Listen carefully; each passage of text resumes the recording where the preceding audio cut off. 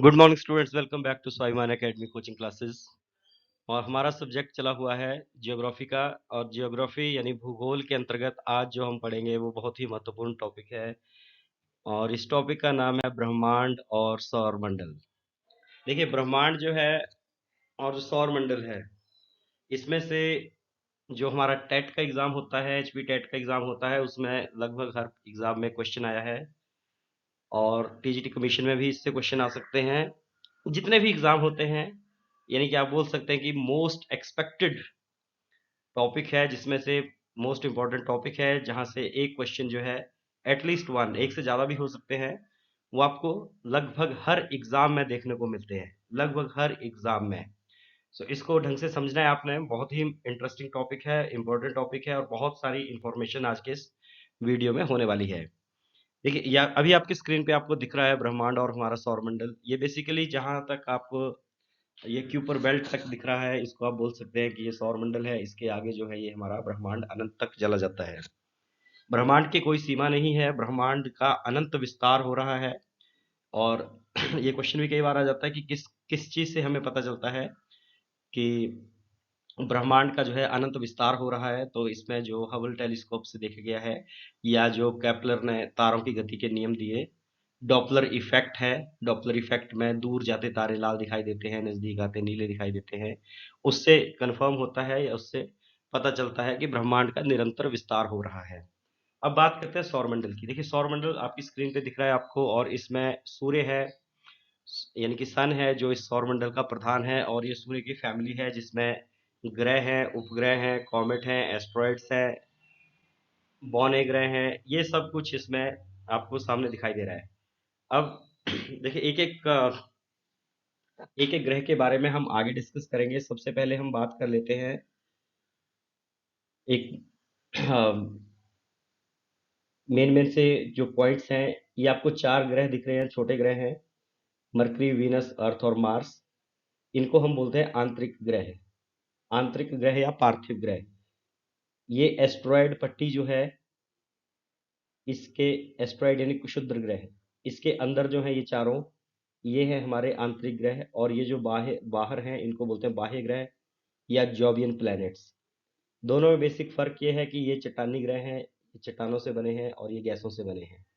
ये आकार में छोटे होते हैं, ये आकार में बड़े होते हैं। तो ये बेसिक चीज है जो ग्रहों के बारे में पता है। देखिए, ये जो एस्ट्रॉयड है, ये क्वेश्चन आपको आता है कि जो एस्ट्रॉयड है यानी कि क्षुद्र ग्रह हैं, वो किन दो ग्रहों के बीच होते हैं।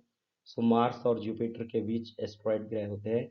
इन्हीं में एक एस्ट्रॉयड है सेरस, जो कि इनर सिस्टम का एकमात्र बौना ग्रह है। बौना ग्रह है।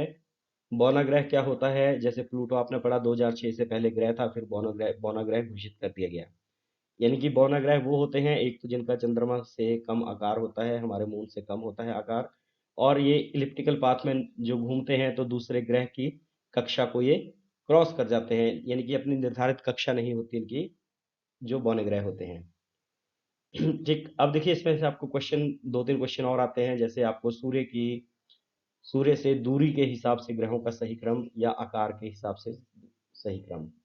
दूरी के हिसाब से अगर जैसे आपने करना हो, तो इसके लिए कोई भी इंग्लिश, जैसे एक इंग्लिश राइम है जो स्कूलों में अक्सर पढ़ाई जाती है, my very educated mother just serves us noodles.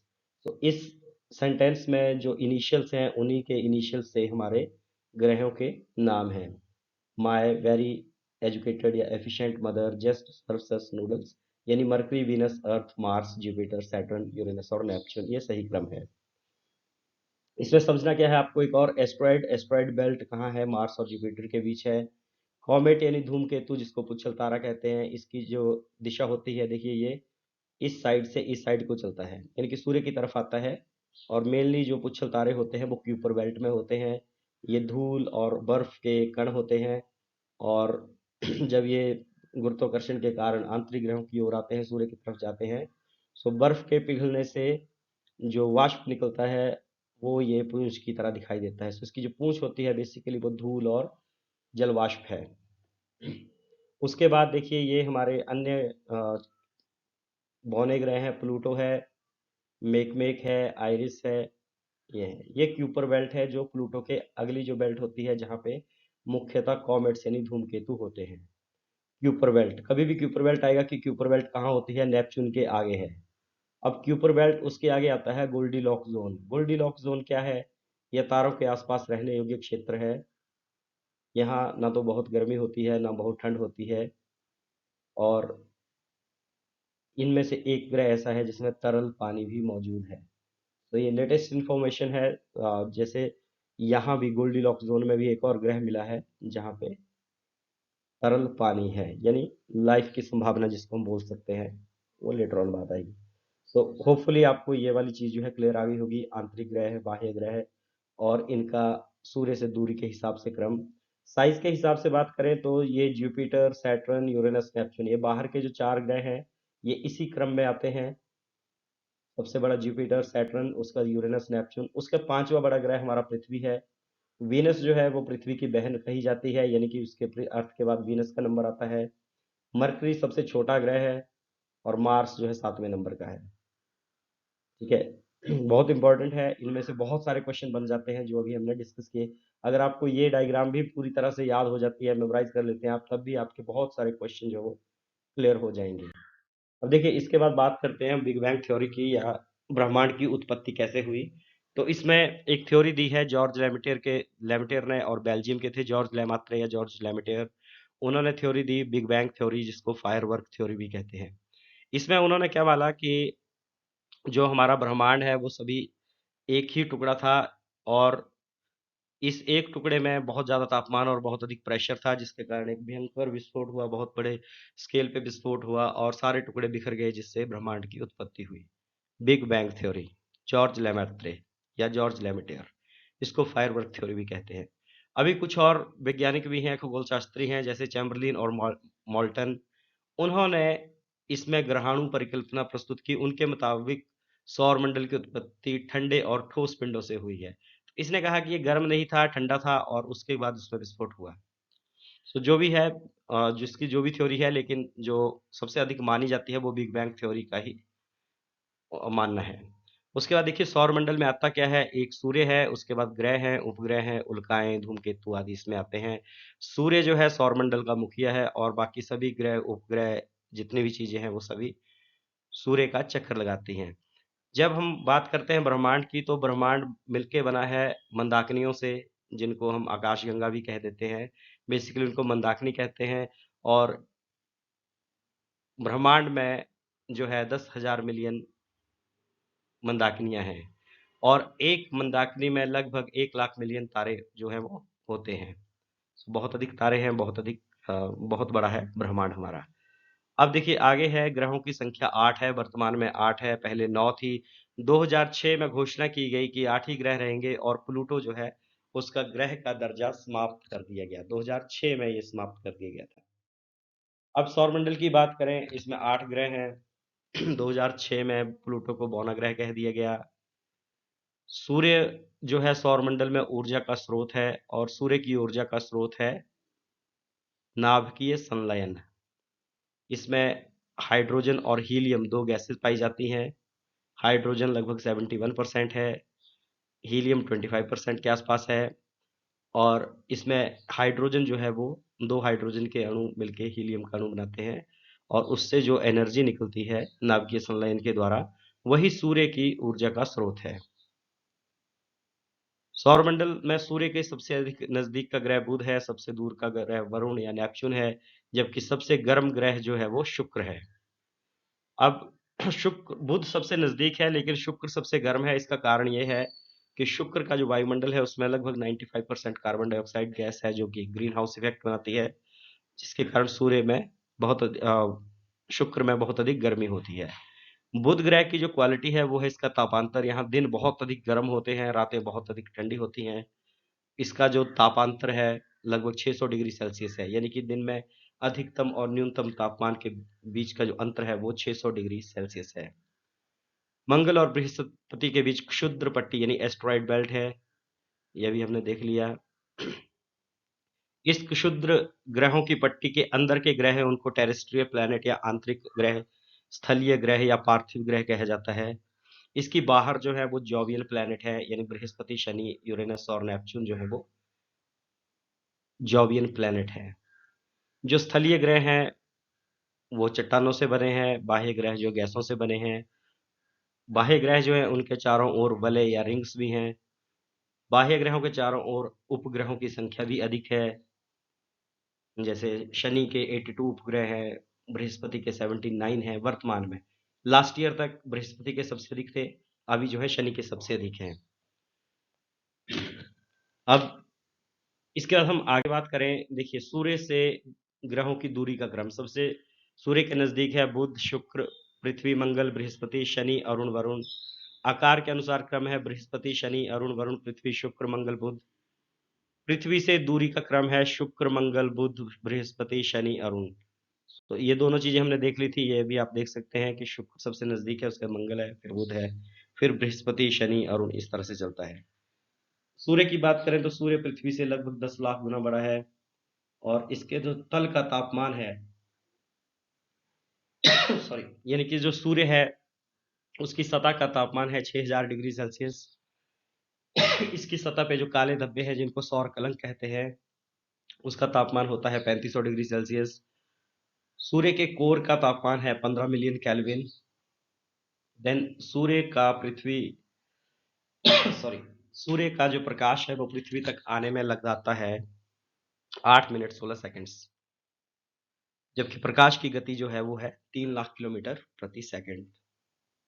ठीक है, काफी इंपॉर्टेंट है ये वाली, कि जो सौर कलंक है उनका तापमान कम होता है, अधिक तो कम होता है, 1500 डिग्री तक कम होता है, यानी 3500 डिग्री होता है। सूर्य के केंद्र का तापमान, कोर का तापमान 15 मिलियन केल्विन है, बहुत अधिक तापमान है।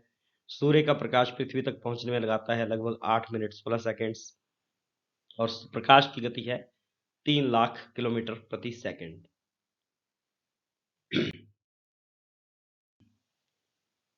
ठीक है, अब देखिए बुध के बारे में बात करते हैं। ये सूर्य का सबसे निकट का ग्रह है, सबसे छोटा है। 88 दिनों में ये सूर्य के चारों ओर चक्कर लगाता है और यहाँ रातें अत्यधिक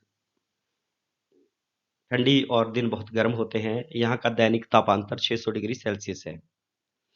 दैनिक तापांतर 600 डिग्री सेल्सियस है। उसके बाद शुक्र ग्रह आता है, ये पृथ्वी के सबसे नजदीक है। शाम का तारा बोलते हैं इसको, सुबह का तारा बोलते हैं। शाम को ये पश्चिम दिशा में दिखाई देता है, मॉर्निंग में ये पूर्व दिशा में दिखाई देता है। सूर्य के उदय होने से 2 घंटे पहले दिखाई देता है, सूर्य के अस्त होने के 2 घंटे बाद दिखाई देता है। सबसे गर्म प्लेनेट है ये और यहाँ कार्बन डाइऑक्साइड जो है लगभग 95% है, जिस कारण ये गर्म होता है। पृथ्वी की बहन भी बोलते हैं इसको। और इसके चारों ओर सल्फ्यूरिक एसिड के बादल हैं। इसके क्वेश्चन बहुत अधिक आते हैं। पृथ्वी की बहन, पृथ्वी का जुड़वा, evening star, morning star, brightest planet, hottest planet, सब कुछ शुक्र है। अब बात करते हैं मंगल की। देखिए पृथ्वी इसमें हमने इंक्लूड नहीं किया है क्योंकि पृथ्वी हम अलग से कवर करेंगे। मंगल जो है वो चौथा ग्रह है सूर्य की दूरी के हिसाब से। इसके 2 उपग्रह हैं, फोबोस और डिमोस। डिमोस जो है वो सौरमंडल का सबसे छोटा उपग्रह है। इसमें सबसे ऊंचा पर्वत भी है, निक्स ओलंपिया, जो एवरेस्ट से 3 गुना बड़ा है। इसको कहते हैं रेड प्लेनेट और ये इसमें आयरन ऑक्साइड अधिक मात्रा में है, इसलिए इसको बोलते हैं लाल प्लेनेट। उसके बाद आता है बृहस्पति, सौरमंडल का सबसे बड़ा ग्रह है। इसका घनत्व पृथ्वी के घनत्व का 1/4 है। ये सूर्य की परिक्रमा लगभग 11 वर्ष में करता है। इसका जो सबसे इंपॉर्टेंट क्वेश्चन है, इसमें विशाल लाल धब्बे हैं जो कि तूफानी मौसम का या स्टॉर्म का सूचक है। जाइंट रेड स्पॉट यानी विशाल लाल धब्बे हैं जो कि तूफानों के संकेत का सिंबल है। और इसमें जो सैटेलाइट है वो है 79, जो दूसरे नंबर पे है। इसका एक सैटेलाइट है गैनीमीड, जो सौरमंडल का सबसे बड़ा उपग्रह है। गैनीमीड सौरमंडल का सबसे बड़ा उपग्रह है। सो ये ग्रह भी सबसे बड़ा है और इसका जो उपग्रह है वो भी सौरमंडल का सबसे बड़ा उपग्रह है। देन बात करते हैं शनि की, सैटर्न की। देखिए ये नंगी आंखों द्वारा दिखाई देने वाला सबसे दूर का ग्रह है, यानी कि इसके बाद के जो ग्रह हैं वो दिखाई नहीं देते हैं हमें आसमान में। इसके 82 उपग्रह हैं। इसका सबसे बड़ा उपग्रह है टाइटन। और टाइटन का जो वायुमंडल है उसमें नाइट्रोजन है, तो इसको भविष्य की पृथ्वी भी कहा जाता है, कि इसमें भी कभी जीवन संभव होगा क्योंकि यहाँ पे नाइट्रोजन है। शनि जो है ये अपने वलयों के लिए जाना जाता है। बृहस्पति और शनि जो है पीले रंग के ग्रह हैं। अब बात करते हैं अरुण की। अरुण जो है ये हल्का हरा रंग का दिखाई देता है, ग्रीनिश प्लैनेट है, क्योंकि इसमें मीथेन गैस होती है। अब ये जो इसको लेटा हुआ ग्रह भी कहते हैं, इसको लेटा हुआ ग्रह भी कहते हैं, क्योंकि ये एक ध्रुव से दूसरे ध्रुव तक अपनी परिक्रमा कक्ष में लगातार सूर्य के सामने रहता है। ये टिल्टेड है, बहुत ज्यादा टिल्टेड है ये अपने एक्सिस पे, इसलिए इसको लेटा हुआ ग्रह कहते हैं। अरुण यानी यूरेनस और शुक्र ऐसे ग्रह हैं जो पूर्व से पश्चिम की ओर परिक्रमा करते हैं। बाकी ग्रह पश्चिम से पूर्व की ओर चलते हैं। वीनस यानी शुक्र और अरुण जो है वो पश्चिम से पूर्व की ओर, तो पूर्व से पश्चिम की ओर चलते हैं। उसके बाद है वरुण यानी नेपच्यून, ये सबसे दूर का ग्रह है, सबसे ठंडा ग्रह है। और अरुण और वरुण को सहोदर भाई के नाम से जाना जाता है। सहोदर भाई। ये भी ग्रीनिश कलर का है, क्योंकि इसमें भी मीथेन गैस है। अब देखिए क्षुद्र ग्रहों की बात की जाए। क्षुद्र ग्रह क्या होते हैं? ये छोटे छोटे ग्रह हैं जो बृहस्पति और मंगल की कक्षाओं के बीच हैं। सेरेस, फॉरवेस्टा, साइक, ये कुछ इनके क्षुद्र ग्रह हैं बड़े। सेरस जो है वो, उसको ड्राफ्ट प्लैनेट का दर्जा दिया गया है। उसके बाद उल्का या उल्का पिंड की बात करें, उल्का होती है शूटिंग स्टार यानी टूटता हुआ तारा। और उल्काएं बेसिकली क्या है? ये क्षुद्र ग्रह से ही हैं जो पृथ्वी की ओर चलती हैं और पृथ्वी के वायुमंडल में आकर ये जल जाती हैं। जो क्षुद्र ग्रह पृथ्वी के वायुमंडल में आके जल जाएंगे उनको कहेंगे उल्का। और जो धरती तक पहुंच जाएं यानी पूरी तरह ना जल पाए उसको कहते हैं उल्का पिंड। उल्का और उल्का पिंड। अब देखो बात की धूमकेतु। धूमकेतु जैसे हमने पहले भी डिस्कस किया, पुच्छल तारा या टेल स्टार। ये बेसिकली क्या होते हैं? कंकड़ पत्थर और बर्फ से बने होते हैं, फ्रोजन गैसेस होती हैं। मेनली ये क्यूपर बेल्ट में पाए जाते हैं और सूर्य की यात्रा करते हैं। जब ये सूर्य की तरफ आते हैं तो बर्फ पिघलती है और जो उससे जो वाष्प निकलता है वो पूंछ की तरह दिखाई देता है, इसलिए इसको पुच्छल तारा कहते हैं। और जो उसकी पूंछ है वो हमेशा सूर्य की विपरीत दिशा में ही दिखाई देगी। अब इसमें एक और क्वेश्चन आता है हेलिकॉमेट का। हेलिकॉमेट जो है वो 76 वर्षों के बाद दिखाई देता है, आफ्टर 76 ईयर्स ये दिखाई देता है। आखिरी बार ये 1986 में देखा गया था। 2062 में ये फिर दिखाई देगा। सो ये था हमारे सौरमंडल के बारे में कुछ एक इम्पोर्टेंट पॉइंट्स। होप ये आपको अच्छा लगा होगा। अगर आपको वीडियो अच्छा लगा है तो आप इसको शेयर करें, लाइक करें और चैनल को सब्सक्राइब करें। आप अपने जो भी थॉट्स हैं, विचार हैं, कमेंट में जरूर लिखें ताकि हम वीडियोस को और अधिक अच्छा बनाते रहें। देखिए जो भी आप हमारा आपका फीडबैक है, क्योंकि आप स्टूडेंट हैं, आप इस वीडियो को देखे हुए, अगर आपको इसमें कुछ और इम्प्रूवमेंट चाहिए, अगर आप इनपुट देंगे तो वीडियोस और अच्छे बनेंगे।